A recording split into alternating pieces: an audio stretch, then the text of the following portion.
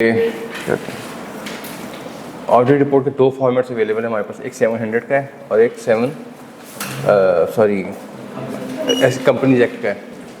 दोनों सेम है, दोनों के कंटेंट्स भी सेम है और दोनों में की वर्डिंग ऑलमोस्ट 100% सेम है विद द एक्सेप्शन ऑफ वो 5 एलिमेंट्स। ठीक है, वो 5 एलिमेंट्स कौन से थे? पहला एलिमेंट था कि we have obtained all the information and explanation which to the best of our knowledge and belief were necessary for the purpose of the audit। मैंने रटा नहीं मारा वैसे, पढ़ के इसको वर्डिंग मेरी बुक की वर्डिंग और मेरी वर्डिंग बन गई है। ठीक है, फिर बाकी थे अदर रिपोर्टिंग एंड रिस्पॉन्सिबिलिटीज़ में in our opinion we further report.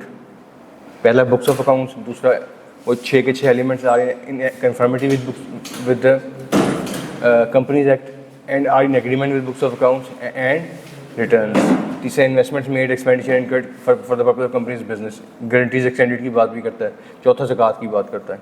फिर हमने इससे कुछ रेलिवेंट मिलते जुलते बातें भी पढ़ी कि वो नोट्स में जाके कि अगर किसी जगह NPO के अकाउंट बन रहे हैं तो प्रॉफिट लॉस की जगह इनकम एंड एक्सपेंडिचर अकाउंट आ जाएगा।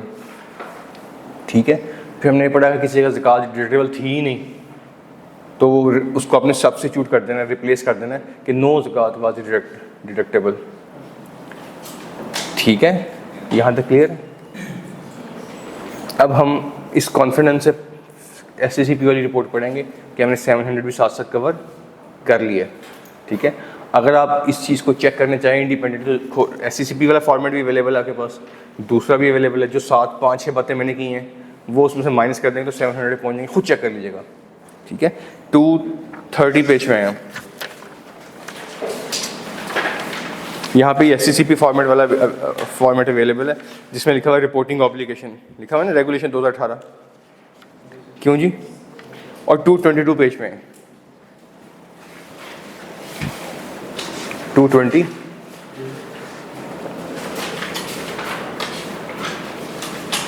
आ गए जी। ये 700 वाला फॉर्मेट है। अगर आप लोग पढ़ना चाहें इंडिपेंडेंट मैंने नहीं पढ़ाना ये। ठीक है, जैसे फॉर एग्जांपल अगर आप इसकी हेडिंग पे आए, हेडिंग भी वैसे ही है auditor report on the audit of the financial statement. वही ओपिनियन पैराग्राफ, वही बेसिस ऑफ ओपिनियन, वही की ऑडिट मैटर्स, वही तरतीब चल रही है। ठीक है, और अगर ओपिनियन पैराग्राफ में है, ओपिनियन पैराग्राफ में मैं सिर्फ थोड़ा सा डिफरेंस बता रहा हूँ कि ओपिनियन पैराग्राफ में देखें इसके अंदर 2 कैटेगरी 2 पैराग्राफ्स हैं। ठीक है, अब 230 पेज में है, वापस मैंने दोबारा ले आना आपको 220 पे, उसमें भी ज़रा एक्टिव रहिएगा उस पेज पे भी। आगे यहाँ भी देखें वही 2 पैराग्राफ्स।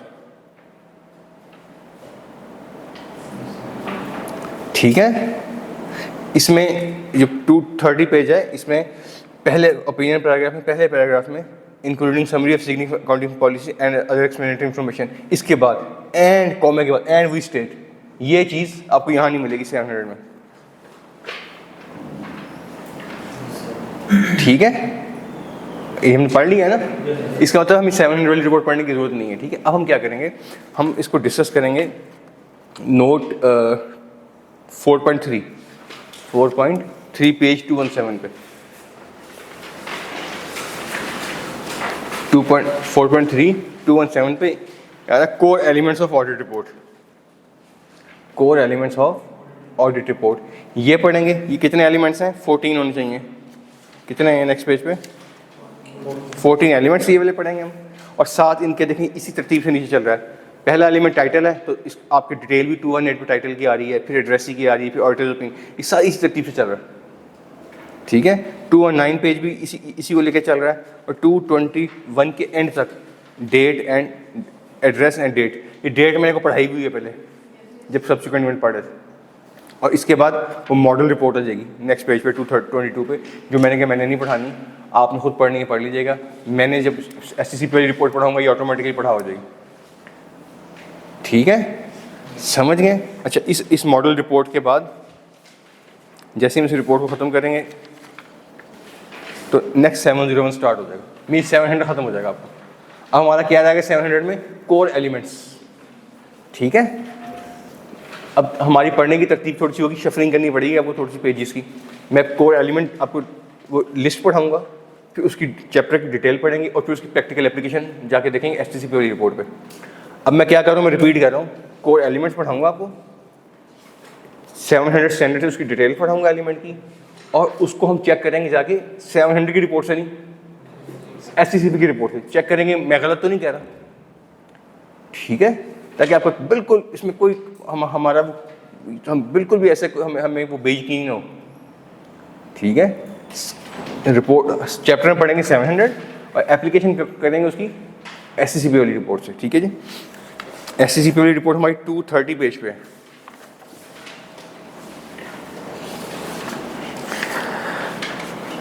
आएंगे 217। सबसे पहला ओपिनियन क्या है, सबसे पहला हमारा टाइटल क्या है, सॉरी एलिमेंट क्या है, टाइटल, ठीक है। नेक्स्ट पेज पे है 218 पे टाइटल के बारे में क्या कहता है स्टैंडर्ड, इसको आपने खुद पढ़ लेना, मैं बता देता हूँ। स्टैंडर्ड ये कहता है कि ऑडिटर रिपोर्ट का टाइटल होगा, क्या टाइटल होगा जी, इंडिपेंडेंट ऑडिटर्स रिपोर्ट। क्या होगा, ये इंडिपेंडेंट क्यों लिख रहे हैं, इसलिए लिख रहे हैं ताकि ऑडिटर्स रिपोर्ट किसी भी और रिपोर्ट से बिल्कुल सेपरेट नजर आए, क्योंकि ऑडिटर बहुत सी रिपोर्ट दे रहा होता है, रिव्यू रिपोर्ट भी दे रहा है, फाइनेंशियल स्टेटमेंट पे देता है 6 मंथ्स के बाद।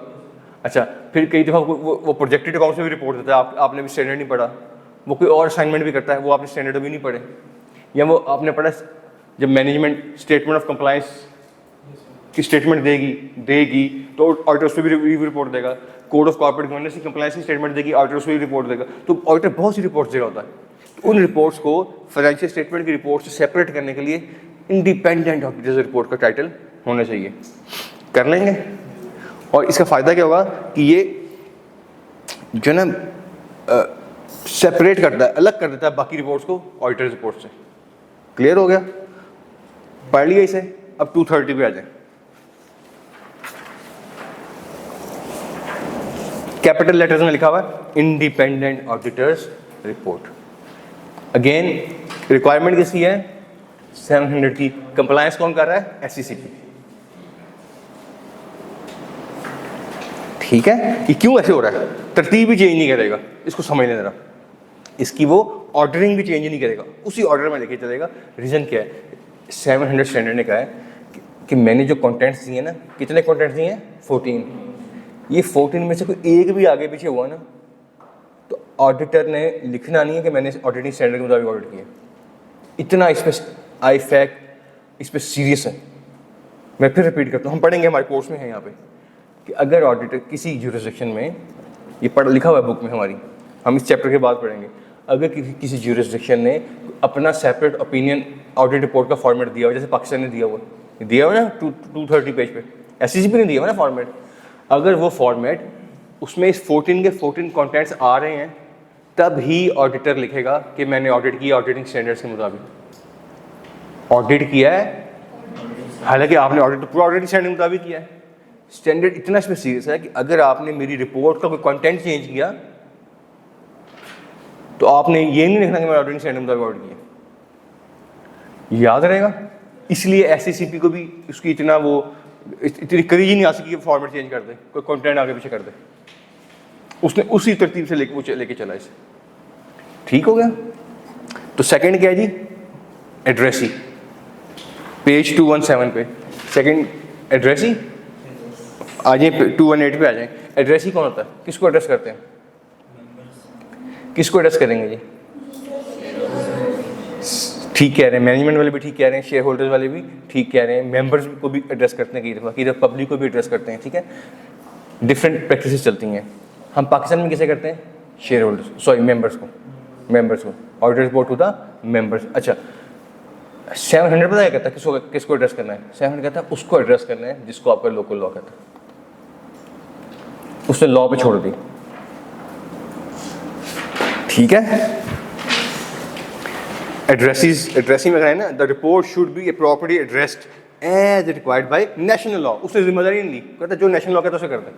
अब पाकिस्तान में किसे कहता है, मेंबर्स को। इसलिए अगर आप आए 229 पेज पे, 230 पेज पे, सॉरी, आगे to the members of, bracket में कंपनी के नाम, हमारी कंपनी का नाम क्या है, Niagara mills limited, to the members, ये है एड्रेसी। याद रहेगा। तो एड्रेस किसको करना है आपने, जिसको स्टैंडर्ड क्या कहता है। देखें आप पाकिस्तान में ऑडिट कर रहे हैं ना, हो सकता है आप आर्टिकल्स करने जाएं, आपको स्कॉटलैंड मिल जाए, बहरीन की, कोई दुबई चला गया, मैं सऊदी अरेबिया गया था स्कॉटलैंड में। अब वहाँ जाके मैंने वहाँ जाके मेंबर्स को नहीं करना, वहाँ जाके किसको करना है मैंने, जिसको वहाँ का लॉ कहता है। हाँ अगली बात है, पाकिस्तान में लॉ किसे कहता है, मेंबर्स। सही नॉलेज लेके चलना है अपना, ठीक हो गया। हो सकता है कल का आर्टिकल ख़त्म हो, आपकी यूके में जॉब हो जाए, कुवैत में जॉब हो जाए, पता लगता है आपको कुदरत ने कहाँ ले जाना है, नहीं पता लगता ना। तो हमें स्टैंडर्ड का पता हो, स्टैंडर्ड कहता है लॉ, नेशनल लॉ, ठीक है। हाँ अब पाकिस्तान में है तो पाकिस्तान के लॉ का पता हो, कुवैत में तो कुवैत के, जापान में तो जापान के, और अफगानिस्तान में तो अफगानिस्तान, ठीक है। थर्ड क्या जी, ऑडिटर्स ओपिनियन, ऑडिटर्स ओपिनियन। अच्छा अगर ऑडिटर्स ओपिनियन में आए तो अब 230 पेज में है, हम पढ़ते बाद में, यहाँ से पहले देखते हैं ऑडिटर्स ओपिनियन में सबसे पहले क्या आ रही है, हेडिंग। सबसे पहली हेडिंग कौन सी है, ओपिनियन, ठीक है। ओपिनियन के अंदर आप देखें 2 पैराग्राफ्स हैं, कैटेगोरिक देयर आर 2 पैराग्राफ्स, ठीक है। ये 2 से 3 भी ना हो और 2 से 1 भी ना हो, ठीक है। ये स्टैंडर्ड का फॉर्मेट है, स्टैंडर्ड का भी है। आपने अब देखें जो आपके 700 वाले उसमें भी 2 पैराग्राफ्स हैं, SCCP में 2 पैराग्राफ्स हैं, तो ये 2 ही रहने चाहिए, 2 ही रहेंगे जी, मिक्स तो नहीं होंगे, पक्की बात। अच्छा इस 2 पैराग्राफ है ना, इसमें जो पहले वाला पैराग्राफ है, पहले वाला आसानी के लिए समझा रहा हूँ उसको, पहले वाले पैराग्राफ को बोलते हैं इंट्रोडक्टरी पैराग्राफ, क्या बोलते हैं जी। और सेकंड वाले पैराग्राफ क्या बोलते हैं, ओपिनियन पैराग्राफ, जिसमें हम एक्चुअल ओपिनियन देते हैं, जिसमें एक्चुअल ओपिनियन देते हैं।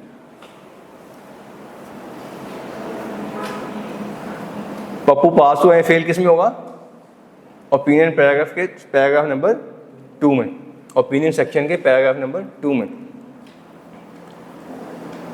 ठीक है जी। ये बिल्कुल ऐसी है। अगर मैं आपको सम अप करूँ, सम अप पूरे ऑडिट का जो है ना कंक्लूजन, वो क्या है, ऑडिटर्स रिपोर्ट, ऐसे ही है। और ऑडिटर्स रिपोर्ट का कंक्लूजन क्या है, ओपिनियन पैराग्राफ, और ओपिनियन पैराग्राफ का कंक्लूजन क्या है, पैराग्राफ नंबर 2।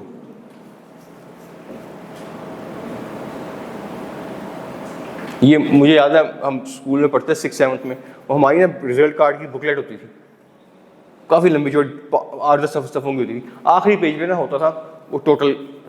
तो हम रिजल्ट पकड़ते थे, सबसे पहले आखिरी पेज देखते थे, फिर बाकी देखते थे, अच्छा यार वो हमारी क्लीनिंगनेस कैसी थी, हमारा बिहेवियर कैसा है, हमारी रिस्पॉन्डिंग टू टीचर्स क्वेश्चन के, वो बाद में, वो सारी हम बाद में देखते थे।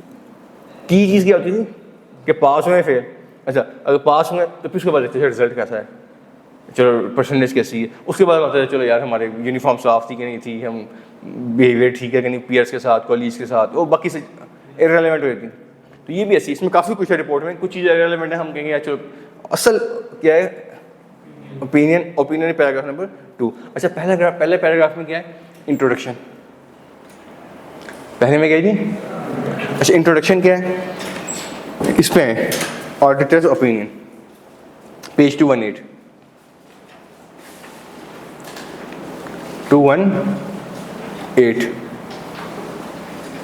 आज CFAP का रिजल्ट भी है ना, आज है ना,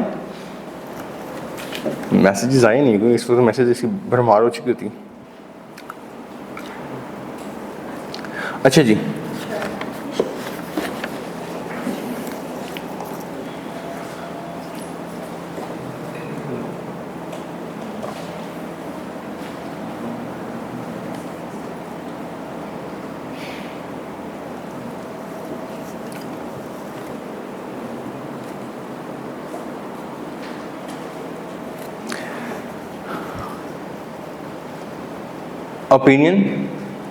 auditors opinion paragraph number 1, first section, of the report shall, सबसे पहला सेक्शन क्या होगा जी, ओपिनियन पैराग्राफ होगा, and shall have a heading.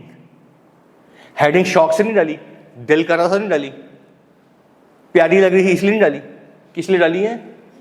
700 की पहली रिक्वायरमेंट क्या है कि it shall have a heading. Heading उसने खुद बताइए आपको क्या दिया जी, ओपिनियन।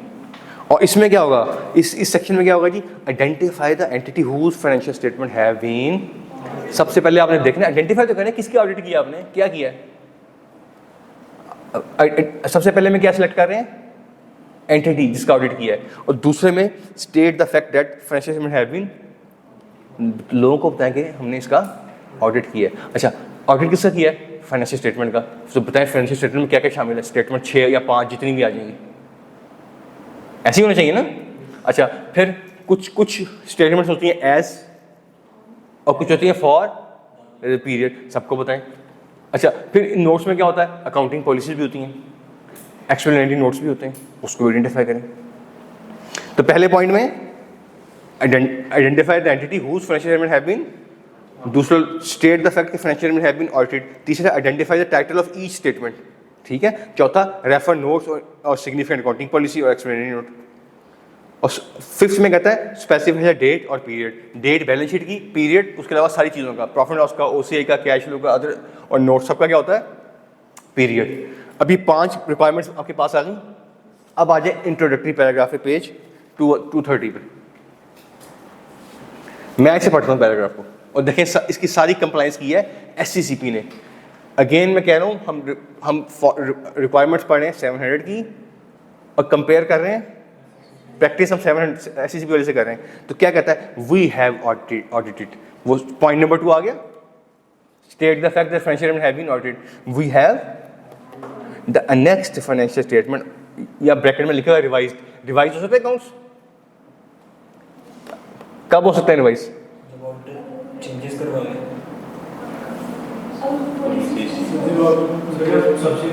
सब्सिक्वेंट इवेंट्स पढ़ के हैं ना कि मैनेजमेंट अकाउंट रिवाइज करती है और ऑडिटर उस पर रिवाइज रिपोर्ट होता है। तो ये दोनों के लिए है, ओरिजिनल अकाउंट्स के लिए भी और ब्रैकेट में लिखा हुआ है रिवाइज के लिए भी, इफ एप्लीकेबल। अच्छा, we have audited the financial statements of the company का नाम Niagara mills Limited, which comprise of statement of profit and loss as at, ठीक है, एंड बाकी 6 statements for the year then ended.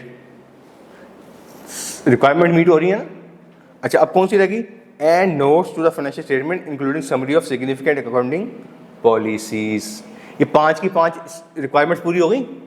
Chhathi requirement standard की है ही नहीं, किसकी है, लॉ की। मुझे एश्योरेंस से ये बात समझ आ गई है, ठीक है। अब इस पैराग्राफ को ड्राफ्ट करें घर में बैठ के, ये ड्राफ्ट करना आना चाहिए आपको। और ऑडिट रिपोर्ट पढ़ने का तरीका पता क्या है, ये तरीका नहीं कि आप रिपोर्ट पकड़ लें और जूता उतार लें घर के सहन में, अब वो रटा मारना शुरू कर दें। ये घर के लॉन में घास घिसाई हुई है वहाँ से, या कारपेट घिसाया है वहाँ से, इस तरह याद नहीं होगा, चौथे दिन भी भूल जाएगा। इसका तरीका क्या है, इसको एक प्रिंट आउट निकाल के रख लें अपने पास, या फोटो कॉपी करवा के रख लें, इसको पढ़ें। पहली दफ़ा आपको 20 मिनट लगेंगे, ठीक है, दूसरी दफ़ा आपको 10 मिनट लगेंगे, और ऐसे ऐसे टाइम 3-4 मिनट पे आ जाएगा। लेकिन उसका फ़ायदा क्या होगा, जब पेपर में आप देखेंगे ना इसको, और कहेंगे नहीं यहाँ पे गलती है। कई दफ़ा एग्जामिनर करता है, आपको ऑडिट रिपोर्ट देता है, कहते हैं इसमें मिसस्टेटमेंट, गलतियाँ पॉइंट आउट करें, डेफिशिएंसीज पॉइंट आउट कर दें। तो आपकी बड़ी ज़बरदस्त प्रैक्टिस होनी चाहिए इसमें, ठीक है। कंटेंट क्या है, एलिमेंट्स कौन से हैं, एलिमेंट कहते क्या है, डिटेल क्या है, 700 क्या रिक्वायर करता है, और आपकी ऑडिट रिपोर्ट जब बार बार पढ़ेंगे ना, तो उसमें आपको पता लग जाए कहाँ पे मिस्टेक है, ठीक है। वैसे रटा ना हमारे कोई फ़ायदा नहीं, भूल जाएगा। और इसका तरीका क्या है, आप अकाउंटिंग करने लगे हैं, कॉस्ट अकाउंटिंग करने लगे हैं, कॉस्ट अकाउंटिंग करने से पहले रिपोर्ट पढ़ ली, 5 मिनट लगे, 7 मिनट लगा के अपनी अकाउंटिंग की, लॉ पढ़ा, टैक्स पढ़ा, जो भी पढ़ रहे हैं सब्जेक्ट, जोर का टाइम हो गया, उठने लगे, फिर एक दफ़ा रिपोर्ट पढ़ ली। दिन में 2 दफ़ा प्रैक्टिस कर लेंगे, आहिस्ते आहिस्ते इसको 8-10 दिन प्रैक्टिस करेंगे, अभी वैसे जेन में आ जाएगी। वो हम लोग इतनी प्रैक्टिस हुई है, बच्चे रिपोर्ट में लगा कर नहीं यहाँ पे गलती देखो यार, तुम कुछ गलत कर रहे हो, बचाते हैं जैसे यहाँ पे कॉमा मिस था, यानी हालांकि कॉमा कौन सा मैंने पढ़ा था, लेकिन बार बार पढ़ के देख के पढ़ के देख के पता लगे कि यहाँ पे कोई लफ्ज़ मिस है यार, कोई गलत है कुछ, लिखो यार। ठीक है, तो आपकी तो इससे ज़्यादा प्रैक्टिस होनी चाहिए, करेंगे इंशाल्लाह। पहला पैराग्राफ क्या है, हम इसे खुद लेके चलते हैं, बुक से नहीं देखना। We have audited the next financial statement of Niagara mills Limited which comprise of statement of financial position as on this date and statement of profit or loss account, statement of other comprehensive income, statement of cash flows, statement of changes in equity for the year then ended, including notes and summary of significant accounting policies. And we state that we have obtained all the information and explanation which to the best of our knowledge and belief were necessary for the purpose of the audit. रट्टा ही मारने से, ठीक है, practice होनी चाहिए। अगर पता हो क्या क्या कंटेंट है, मैंने कैसे कैसे पूरा करना है, हो गया जी। ऐसे हर पैराग्राफ पे वर्क करना है, कर लेंगे जी। अब आए जी इसके सेकंड पैराग्राफ पे।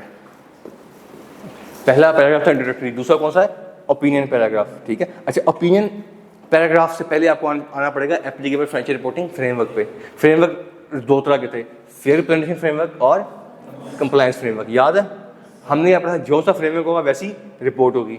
In case of fair presentation framework report क्या होती थी कि फाइनेंशियल में गिव ट्रू एंड, आज तक ये पढ़ा हमने, ऐसे ही है, इसकी वर्डिंग हम ठीक करके पढ़ लेंगे। In case of compliance framework हमने क्या पढ़ा, फाइनेंशियल में having prepared in accordance with, in compliance with या इन कन्फर्मिटी विद फलाना फ्रेमवर्क, यही पढ़ा था हमने, ठीक पढ़ा था। आज इसको हम थोड़ा और डिटेल में पढ़ लेंगे, कर लेंगे जी। पाकिस्तान में दोनों फ्रेमवर्क एप्लीकेबल हैं, हम फेयर प्रेजेंटेशन की बात भी करते हैं और कंप्लायंस की बात भी करते हैं। अभी हम देखेंगे, रिपोर्ट पढ़ेंगे अपनी इंशाल्लाह। आए जी, इसको पढ़िएगा, ये बोल्ड लाइन लिखी है ना, if in case of fair presentation framework, तो 218 लास्ट में, an opinion will be expressed. An opinion will be expressed on whether the financial statements conform with approved accounting standards as applicable in and give the information required. दो बातें करनी है, ठीक है, एक IFRS के मुताबिक है उसमें उसको कंफर्म कर रहे हैं, और दूसरा वो इन्फॉर्मेशन दे रहे हैं जो कंपनीज एक्ट 2017 मांगता है। ठीक है, और अगली बात क्या, in the manner so required respectively give true and fair view of the, समझ गए। अच्छा, जब आप बात करते हैं ना स्टेट ऑफ अफेयर्स किसे कहते हैं, बैलेंस शीट को। स्टेट ऑफ अफेयर्स किसे बोलते हैं, बैलेंस शीट को। ठीक है, बैलेंस शीट का निक नेम है ये, स्टेट ऑफ अफेयर्स, याद रहेगा, पक्की बात है। अगले पेज पे है, अगर कंप्लायंस फ्रेमवर्क है फिर वही बातें करनी है कि IFRS के मुताबिक बने हैं, कंपनी एक्ट के मुताबिक बने हैं। और यहाँ पे आपने बात ट्रू एंड फेयर की नहीं करनी, किसकी बात करनी है, कंप्लायंस की। तो ये पढ़ लें जी। An opinion will be expressed on whether the financial statements are prepared in all material respects in accordance. इसमें इसको खुद पढ़ लीजिएगा, इसमें मैं टाइम बचाता हूँ थोड़ा सा। आपने बात करनी है कि आप जवाब कहेंगे ना कि इस फ्रेमवर्क के मुताबिक, तो फ्रेमवर्क कौन सा, उस जुरिस्डिक्शन का नाम बताएं कि वो as applicable in Pakistan, as applicable in New Delhi, या एज एप्लीकेबल इन इस्लामाबाद, या as applicable in New Jersey, या एज एप्लीकेबल इन जापान, जो भी फ्रेमवर्क है उसका नाम बता दें, स्टैंडर्ड नहीं का। ठीक हो गया। जब आ गया ना, फॉर एग्जाम्पल जब आ गया कंपनीज एक्ट, कंपनीज एक्ट कौन सा, वो तो इंडिया में भी एप्लीकेबल है, पाकिस्तान में भी एप्लीकेबल है, तो अब बताएं एज एप्लीकेबल इन। ठीक हो गया। इसकी अब प्रैक्टिस पे आ जाएं। 230 पे 230 पे ज़्यादा फोकस कर रहे हैं क्योंकि हमारा SSP का फॉर्मेट है। आप 100 लिस्टेड कंपनी अकाउंट उठा लेंगे ना तो यही फॉर्मेट मिलेगा, या 20 NGO से भी अकाउंट उठा लेंगे तो यही फॉर्मेट मिलेगा। हाँ, प्रॉफिट लॉस क्या लिखा होगा, ठीक है। और चलिए आगे चलते हैं, बाकी मैं आगे रहता हूँ। मैं इसे पढ़ता हूँ ओपिनियन पैराग्राफ को। ओपिनियन का सेक्शन है, पैराग्राफ 1 था इंट्रोडक्टरी, पैराग्राफ 2 क्या है, ओपिनियन पैराग्राफ। इसमें कहता है in our opinion, in and to the best of our information and according to the explanations given to us। आगे वही 6 की 6 स्टेटमेंट्स। पैराग्राफ से डरना नहीं है, आसान पैराग्राफ है ये, इनमें कोई मसला नहीं है।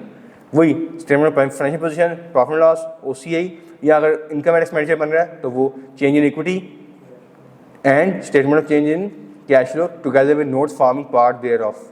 ये आधा पैराग्राफ हो गया आपका, परेशान नहीं होना पैराग्राफ से, ठीक है, हो गया था पैराग्राफ। आगे कहता है conform with accounting and reporting standards as applicable in, समझ गए? कंफर्म का मतलब क्या है? Compliance framework, and give the information required by the companies. वही दो बातें पीछे पढ़ के हैं आप, conform with accounting standards and give the information required by the companies Act. यहां तक तो हो गया कंप्लायंस फ्रेमवर्क, हो गया जी। अच्छा आगे, in the manner so required and respectively give true and fair view। कौन सा फ्रेमवर्क हो गया? फेयर पेरेंटिंग फ्रेमवर्क, ठीक है। ट्रू एंड फेयर व्यू किस चीज का? State of companies affair. मैंने कहा था क्या होती है? Balance sheet. आपका पहला कंटेंट एलिमेंट क्या था फाइनेंशियल स्टेटमेंट का? Balance sheet. तो आपने कहा आप स्टेट नहीं क्या कहते हैं, respectively give true and fair view of the state of companies affair. पहली बात की बैलेंस शीट की, as at end of the profit और लॉस, एक चीज आएगी, या प्रॉफिट आएगा या लॉस आएगा। एंड ऑफ द प्रॉफिट अगर प्रॉफिट है, ये एंड ऑफ द लॉस अगर लॉस है। एंड अदर कंप्रिहेंसिव इनकम और लॉस, कंप्रिहेंसिव इनकम है तो इनकम आएगी, कंप्रिहेंसिव लॉस है तो लॉस आएगा, एक चीज आएगी, इसलिए उसने और लिखा हुआ दोनों में। और दोनों में देखिए, अगर प्रॉफिट हुआ है, कंपनी ने प्रॉफिट दिया तो प्रॉफिट पे रिपोर्ट देंगे ना, end of profit and other comprehensive income. अगर लॉस हुआ है, एंड ऑफ द लॉस, कि मैं जो ट्रू एंड फेयर दे रहा हूँ, किस पिक्चर किस चीज़ की दे रहा हूँ, इस लॉस की, और कंप्रिहेंसिव लॉस की, ठीक है। तो पहली बात क्या है, state of companies affairs as at end of the profit, मैं ज्यूम कर रहा हूँ प्रॉफिट है, एंड अदर कंप्रिहेंसिव इनकम, मैं ज्यूम कर रहा हूँ इनकम है, दोनों में लॉसेज मैंने माइनस कर दिए, ठीक है। हाँ, अगर वो इनकम एंड एक्सपेंडिचर बना है, फिर ये डेफिसिट होगा या सरप्लस होगा, सरप्लस और डेफिसिट। फिर अगली रिपोर्ट किस पे नहीं है, changes in equity and its cash flows for the year then ended. आसान पैराग्राफ, खुद प्रैक्टिस करते हैं इसकी, ठीक है। In our opinion and to the best of our knowledge and according to explanations given to us, statement of profit loss, statement of changes, sorry financial position, statement of changes in profit and loss, sorry statement of profit and loss, statement of change in equity, ये sorry other comprehensive छोड़ गए, other comprehensive income, change in equity, note to the accounts, ठीक है। यहाँ पे खत्म करता है। हाँ, ये आगे भी चलता है। Together with notes forming part thereof, conform with international account, ये जो भी accounting and reporting standard as applicable in Pakistan, and give the information required by the companies Act in the manner so required and respectively give true and fair view of the state of company's affair as at and of the profit and comprehensive income and changes in equity and changes in cash flow for the year then ended। आसान करेगा, ठीक है, याद रहेगा जी। आप लोगों की edges मुझसे आती हैं, ठीक है, अब शार्प ब्रेन है, यंग है आप लोग, तो आप लोगों को तो ब्रेन सेल बन चुका होना चाहिए तक तो कर लेंगे जी। ये आपका था ओपिनियन पैराग्राफ। नेक्स्ट आ जाएं पेज 219 पे, 218 पे। 218 पे नेक्स्ट चीज क्या है, बेसिस फॉर, जो आपने ओपिनियन दिया है, सबसे पहला सेक्शन कौन सा था? टाइटल। फिर क्या आया? एड्रेसी। फिर क्या आया? Opinion section. ओपिनियन में 2 पैराग्राफ्स, पहला इंट्रोडक्टरी, दूसरा ओपिनियन, 3 सेक्शन हो गया आपके। चौथा कौन सा आ रहा है कि जो ऊपर ओपिनियन देखिए आ रहे हैं, किस बेस पे दिए, ऊपर जो पप्पू को पास या फेल किया है, किस बेस पे किया है। तो अगला सेक्शन क्या है? Basis for opinion. Basis for opinion पढ़ लेते हैं। अच्छा, बेसिस फॉर ओपिनियन सेक्शन की separate, this section shall be place immediately after